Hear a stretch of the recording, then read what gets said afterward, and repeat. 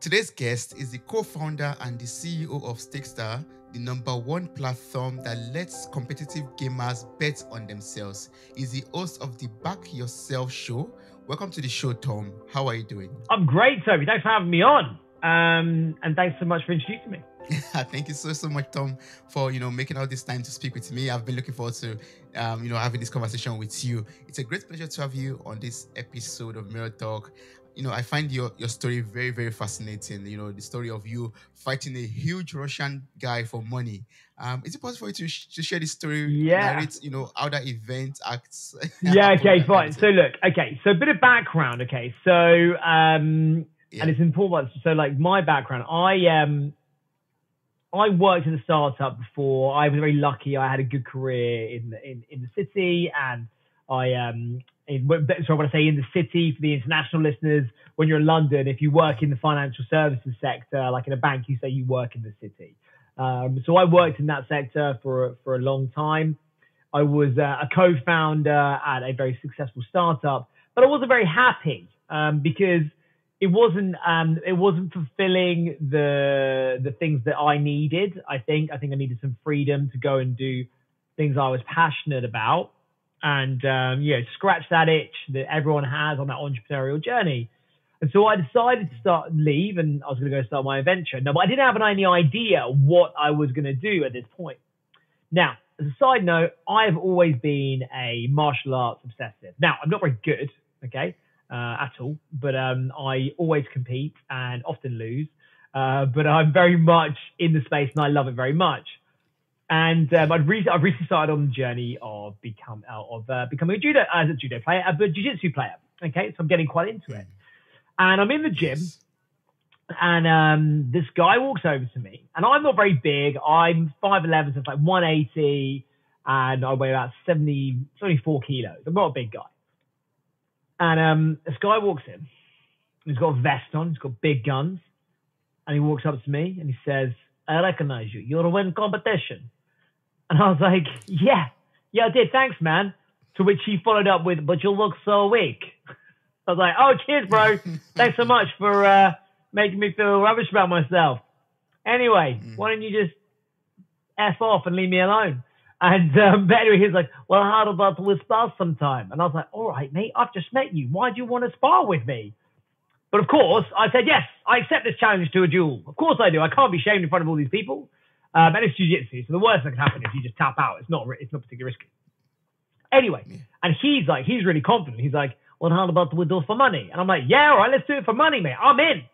And so he says, "I'll put down $10. I'll put in $10. First one's tapped, they lose."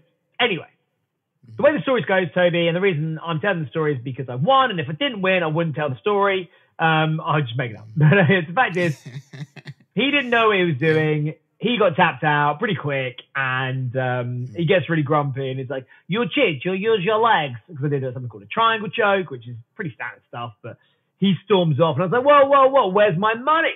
And he's like, "I pay you next time." I'm like, no. I don't know who you are. I don't want to know who you are. You pay me now, bro. "Yeah, I have no cash." And I was like, "Well, there must be an app for this." And so I look at my phone. And of course, there isn't an app for this. And I'm like, boom, Toby, I've got the best idea of all time here. In fact, at that moment, I had the worst business idea of all time. My business idea at the time was, I'm going to make an app where I can wrestle people for money. That is the worst business idea of all time, Toby. No one wants to do that. It's a horrific idea. But I went away and I sat in a cafe, like all good startup stories. I sat in a coffee shop, walking around in the woods with my dog. And then I realized I've got to do this in gaming. Now, the problem is, Toby, the next episode of this story, I have zero qualification to start a gaming company. Okay, when I was growing up, my brother was a gamer, and so I thought gaming was for losers. So I hate gaming. I like real sports. I don't own a console. I don't play any game. I don't do anything. Yeah, I wanted to go into a space that was huge, but I knew nothing about, and I was starting from absolute zero.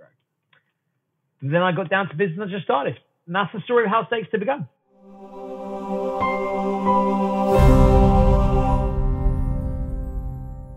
And that way you were able to build up your multi-million-dollar business. Like, Stakester is like the best or the biggest gaming platform out there right now, right? Yeah. So look, I learned some really basic lessons at the very beginning, and Mhm. I think one of the key ones is about self-awareness. Okay, you've got to remember when you first start out anything, you have a gift for something, Toby. You will be amazing at something. Okay, but there'll be lots of things that you're not amazing at. And that doesn't mean you're a loser. It just means that you're good at something and not everything else. It's like you can have the best rugby player in the world, but if you go and stick him in a swimming pool, he might just sink. Okay, it doesn't mean he's a loser. It just means he's not a great swimmer. And so That's true. what happens here is I was a bit, look, I know what I'm good at. Okay, I know what I'm good at professionally. And so I was like, okay, I'm going to use those skills. And one thing that I do believe I'm good at is getting people excited about stuff because I've worked in sales. So I needed to build a network. I needed to go and get people, get them excited about my project and bring them in. So I had to go and get experts. So the first thing I did was I went and I spoke to all of my network and I was like, do you know anyone in gaming who right now might be free to help me start something? And I went through my network and I found that a very close friend of mine who used to work for me, her fiance, now husband, he was one of the first co-creators of Grand Theft Auto, one of the greatest games of all time. So I was like, I'm going to go and meet this guy. So I fly over to New York. I sit down with him. I tell him about what I'm trying to build. I really took the plunge, went all in, and then he joined. And so you start that journey. So then there's two of us. And then I go and find a product guy. Then I go and find a technical guy. Then I go and find a marketing guy. And you just build up. And as you go through that pace, eventually you get to the point where you've got an amazing team. And if you bring an amazing team of people together and you nurture their talent and help them grow, you're going to build something amazing. Yeah, that's very true. That's very, very true. And how are you able to build up a championship mindset for your startup? Like, after building up the team together, how are you able to have that championship mindset that's, yes, this is going to work. We're going to be successful with this business. Okay, so this is something that I'm really passionate about, Toby, and I'm glad you brought this up. So look, people always say to me, what is the best way to prepare for business, for being a startup, being a founder? And I say, go and compete at anything. Doesn't matter what it is. It could be badminton. It could be chess. It could be a drama competition. It could be anything. Go and compete at something. And the reason I say that is because what you're doing when you compete is you're doing two things. Well, three things actually. One, you are learning how to master a craft to be the best at something. And the truth is, when you're building a product, you have to be the best. You have to have the best product. You have to have the best customer service. You have to have the best marketing. You have to be the best at everything if you are going to win. And so you have to build that mindset where you are focused on being the best. And in a competition, that's why you're there. You don't enter a tournament because you want to come third.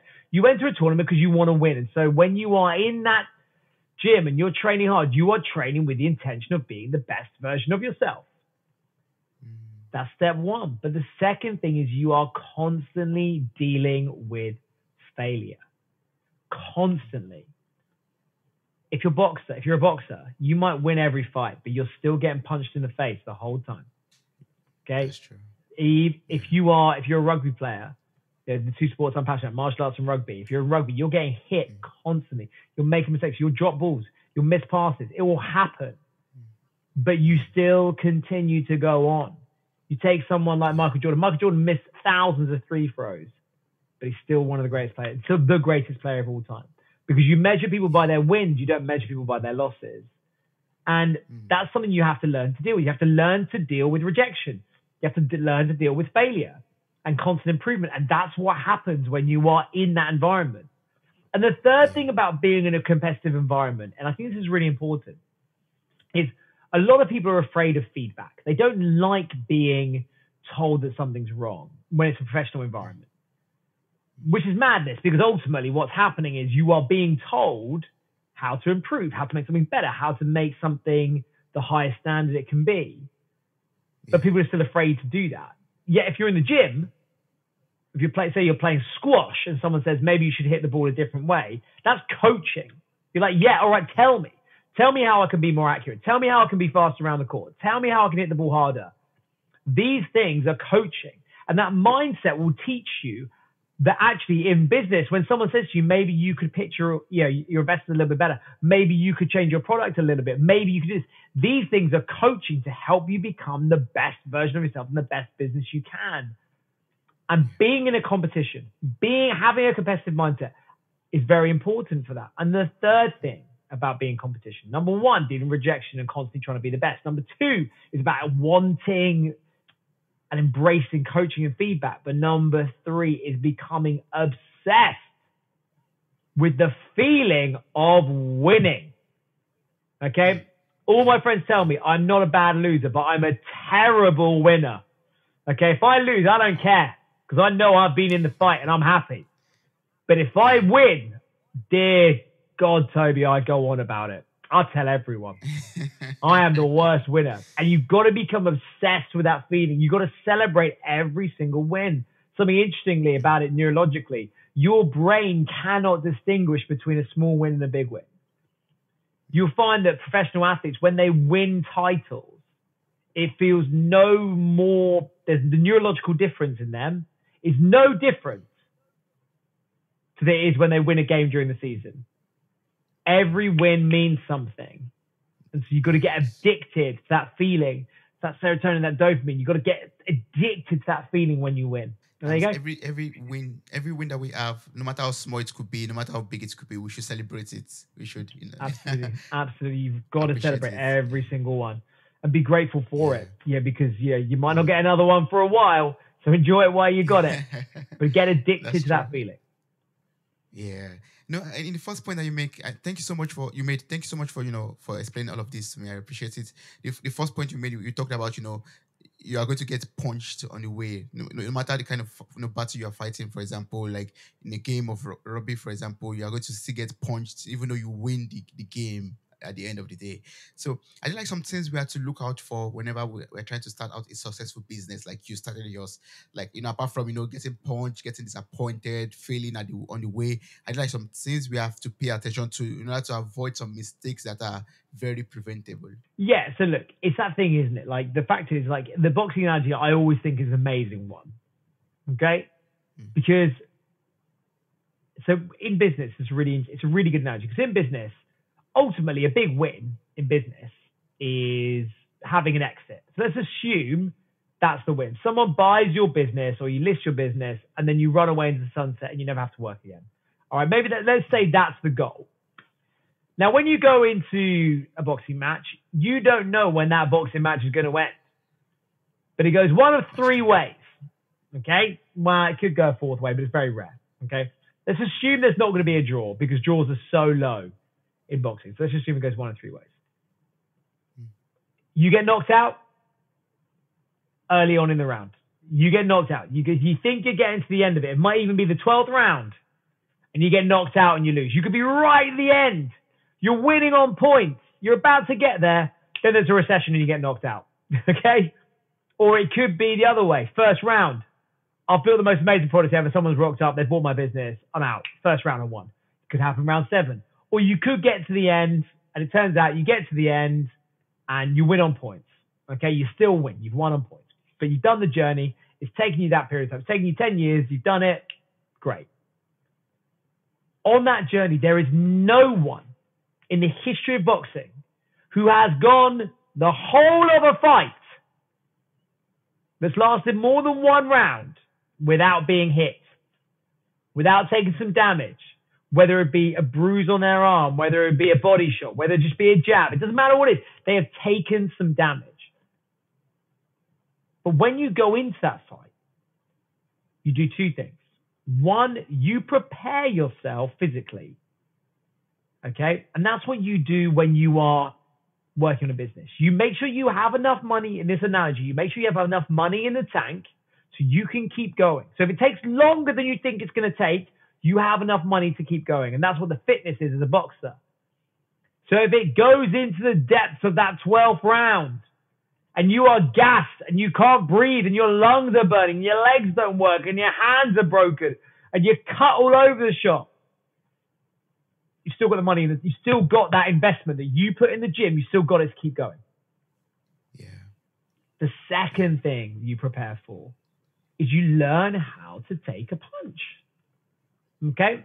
If you are a great boxer, someone like Floyd Mayweather, he will get punched a lot, even though he's the best defensive boxing of all time. But the ones he gets hit with, he knows how to roll with them. He takes them, rolls with them. He feels good. It's going the right way. They don't hit him clean because he has prepared for that. And that's what you have to do as a founder. If you run your own business, anything in life, you've got to accept, I am going to get hit. I'm going to get hit. I'm going to get hurt. And you just accept it. It's just part of it. It's not a surprise. No one's surprised when they get hit. Okay?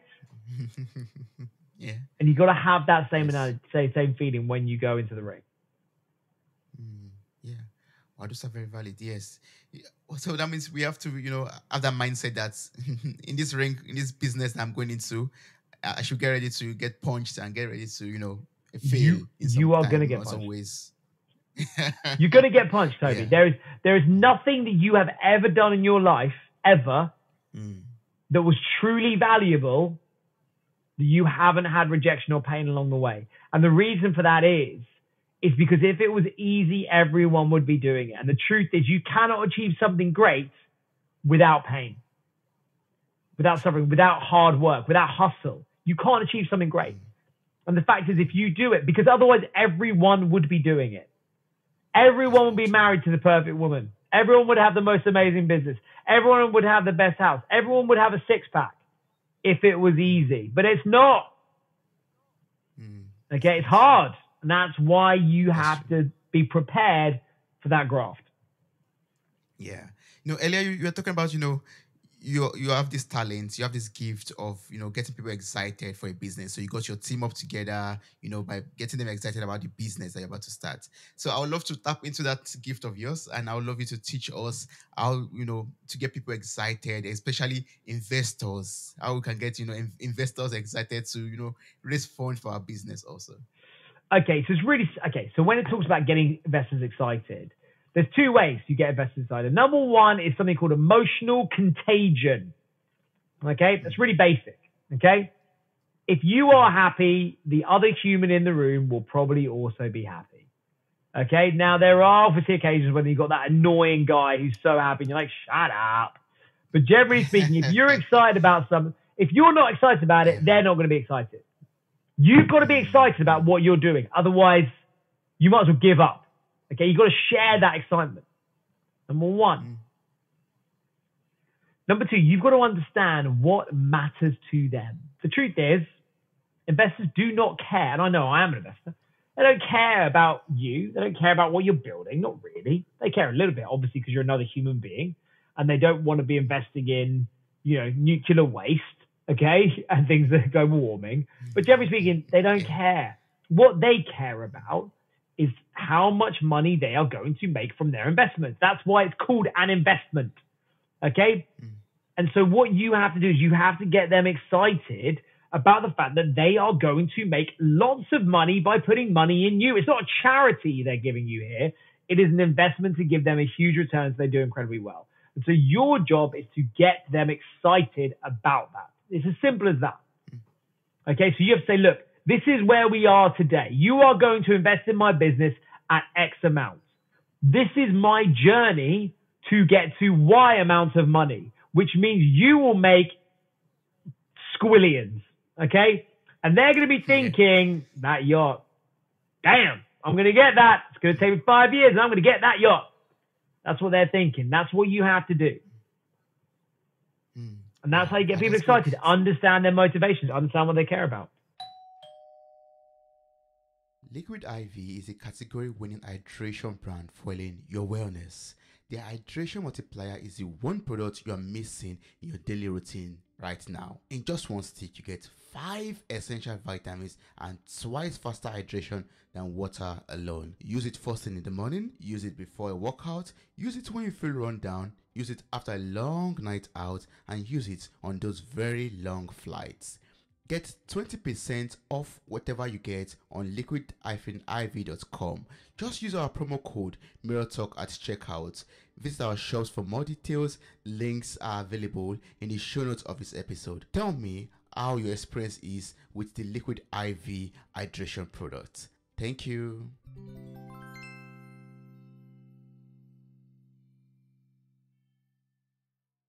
understand what they care about, and also you have to have that faith in your business, also that belief that you're going to succeed also, I believe, because you'll be able Correct. to pass across to them if you don't believe in yourself or in your business also. Yeah. Correct. Yeah. Wow. So, before you started Stakester, for example, how were you able to spot that gap, that favorable spot in a very saturated market of, maybe gaming platform or betting platform for games? How were you able to find that sweet spot that you were able to, flourish in? Okay, so first of all right, I don't believe in gaps. There are billions of people on this planet, and I am not smarter than any of them. Okay? I'm not going to find a gap in the market. That's not what you do. Like, gap in the markets don't exist. And if there's a gap, it's probably because it's a dumb idea. There's a gap in the market for a product that helps people wrestle against each other for money. What you've got to understand is that it's not about finding a gap. It's not about finding something unique. It's about doing something better. There were other people doing what we were doing, but they weren't doing it very well. And so what I did was I looked at what they were doing. I thought really hard about it. I spent a year doing competitor research. And that's a lot. And I went so hard and so deep. And that was the most valuable time I've ever spent. Our company is 3 years old, but we're not 3 years old. Okay? We are really only about 2 years old. And the reason for that is because we spent a year researching, trying to figure out, refining, speaking to customers, potential customers, asking everyone constantly, why would this be, how can this become amazing? Why is the competitor rubbish? And that time, that's what helps you build something amazing. It's not about finding a gap. It's about taking something that already exists or other people's ideas, bringing them together and making them better. Okay, it comes back to that sports analogy. Everyone, when they play tennis, like you take Nadal, now officially the greatest player of all time, he hits the tennis ball the same way as everyone else. He runs around the same court as everyone else. Yet he's breaking all the records. And the reason for that is because he's doing it better. It's that simple. Okay? Yeah. Yes. So we just have to find a way of, making our business stand out in the sense of, us doing it better, doing it in a much more unique way, basically. That is exactly right. Yeah. Yes, but Tom, I'd love to know something. I know you're a family man. You have a daughter, for example, and you're running this business also. How do you balance it all? How do you achieve a healthy work-life balance without burnout or getting frustrated or depressed or all that? This is a great question. So look, what people need to remember is, this is quite controversial, but I always say, if you feel like you need a holiday, you are managing your life badly. Okay? If you're a farmer in, say, the 17 or 1800s, you didn't get things like holidays. You just kept working. They didn't talk about burnout. Okay? Because what you do is you manage your life. You have to remember, work plus rest equals success. If you said to a professional sportsman, I want you to train from 8 a.m. in the morning to 9 o'clock at night every day or 6 days a week and then rest on Sunday, they'd be like, what the are you talking about? I'll die. It's not how it works. So you have to manage your day and your life in that way. You have to listen to your body. And it's really simple. There are 4 things you need to get right in order to make your life balanced, okay? Number 1 is get your diet right. Okay, the stuff you put in your body is what fuels your existence. Okay, I'm not a dietitian, but you all know the stuff you shouldn't be eating and the drugs you shouldn't be taking. You all know what they are. Okay, so just don't do it. Okay, number 2 is sleep. Sleep is complicated. It's a complicated thing, but you need to find time to sleep. No matter how hard you work. My advice is nothing good happens after 9 p.m. Go to bed earlier, get up earlier like your body is telling you to. Interesting study that was done last year is that people took away people's alarm clocks and just let people wake up naturally, and they tracked them over the course of a year. And they consistently went to bed earlier and woke up earlier because that's the natural circadian rhythm for their body. It's what we're designed to do. Sleep. So number 1, diet, sleep. 3, exercise. The fitter you are, okay, the more you can get done. If you're an athlete, you can work longer hours. Good on you, mate. If you're fitter, you can get more done during the day because you've got more energy. Find a way. It doesn't matter what you do for exercise. It could be HIIT class. It could be CrossFit. It could be running. It could be walking. It could be it doesn't matter what it is. Find a way to move and keep yourself healthy and strong because that will allow you to do other things. Yeah. And number 4, something that people forget all the time, and they don't do enough of it, and people don't really understand the value of it, is you have to find time to forget about the world every single day. Whether that be through mindfulness, through basic meditation, maybe that's active mindfulness, maybe it's reading a book, maybe it's watching a Netflix. Don't know what it is, just switch off from the world. I'm a huge fan of mindfulness. Half an hour, 25 minutes a day. Just get yourself in a space where your brain can relax and you forget about the rest of the world that's going on. You learn to control your thoughts, and that is so beneficial. And everyone who really commits to mindfulness practice and they do it for 6 months, everyone says, that is worth it. I feel better. I feel amazing. And then you don't get tired. And there'll be days when you're a bit knackered, so you rest a bit more. There'll be days when you're not so tired, so you work a bit longer. It is what it is. Listen to your body. Diet, sleep, exercise, mindfulness. It's that simple. Manage that every day. Manage it every day, and you won't get burnout. Just to confirm, but I'm not a doctor. This is just my own personal experience. I love that disclaimer also. Like, it's very important to add that to it. Yeah, but I love the fact that I said, we should, listen to our body. Like, know when the best time to rest, know the best time to work more if you have to work more, for example, and just know how to balance it all up. Yeah, be mindful, sleep right, eat well, and exercise. Exercise is very, very important. Yes. So I love you to tell us a little bit about Stakester, your company. It allows us to play our favorite games for real money and real prize. So can you share more about this and how does it work for listeners out there? Yeah, super simple. So 2 ways you can do it. So number 1, you can pop onto the app and you can pick a game like FIFA. That's the game I like to play. You go on the app. We'll match you with someone else the same skill level. You both put in a little bit of money, and whoever wins takes the pot. It's that simple. Okay? Now, we only do it with skill-based games, so it's not gambling. It's always skill-based. The other way you can do it with mobile games as well. So we get like high score games. So we've got a great game on there called Star Squadron right now, where it's like a classic Space Invaders type game. If you get the high score that day, you win $50.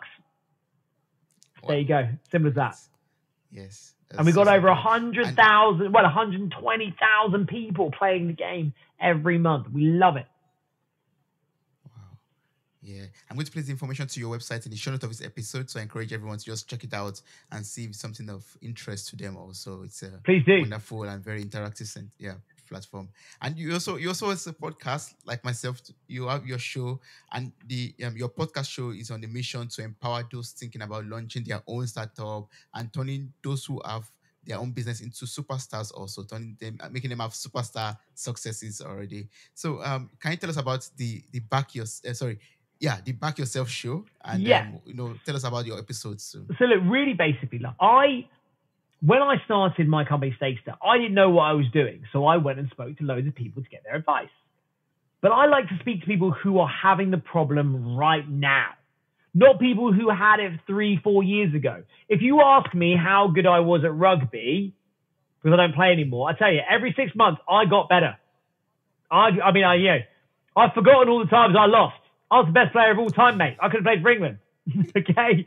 And that's what happens. You lose that, I guess, that clarity of thought. You really understand that emotion, that authenticity. So we interview people who are living the problem right now, who have just come out of the problem and solved it. And we ask them how they solved a certain problem, which all of us face as startups. So that might be like, how did you raise money? How did you get people to answer? How did you get people to test your product? How did you run a marketing campaign with zero spend? How did you build a brand? How did you hire your first employee? All those kind of questions that we have as a founder, we try to answer those. Because those are the questions I had, and I had those conversations. I thought, let's start recording those. and we're great. And now we've got a really good measure. We've had, I think now we're up to 11 businesses have been started by people who listen to the show. So we're on to a winner. That's good. Yes, that's good. So anyone who's looking out to starting up a business should listen to your show, 100%. the back yourself up show, yeah. But the back yourself show, and maybe you could get some tips, get some advice on how to start your own business also. But Tom, I'd love you to share some common mistakes that founders or businesses make. Can you share these mistakes with us and how we could avoid those mistakes? Okay, so there are the biggest mistake that people make, and they make it all the time. It drives me mad, is just number one thing, speak to your customers or your potential customers. Just talk to them. Because the worst thing you can do is just live in your own little world where you think you know what people are going to do and what they want, but you don't. You're just one person. Go and speak to people and ask them what they want, what they need, what's valuable, what's not. And from there, you're going to get some great value. Yeah. Oh, great. That's awesome. So always listen to your customers, get feedback from them, and work on that. Yeah. Correct. Speak to your customers. Number one rule. Yes. Awesome, Tom. That's great. So what's the best way to connect and work with you? For people out there who still have to ask you more questions, connect with you, or maybe, work with you, what's the best way to do Yeah, that? man. Best thing to do, my place of hanging out is LinkedIn. So I'm just at Thomas Fairey, LinkedIn. So you can find me. I'm the very handsome man on there. You recognize my picture because I look like a babe.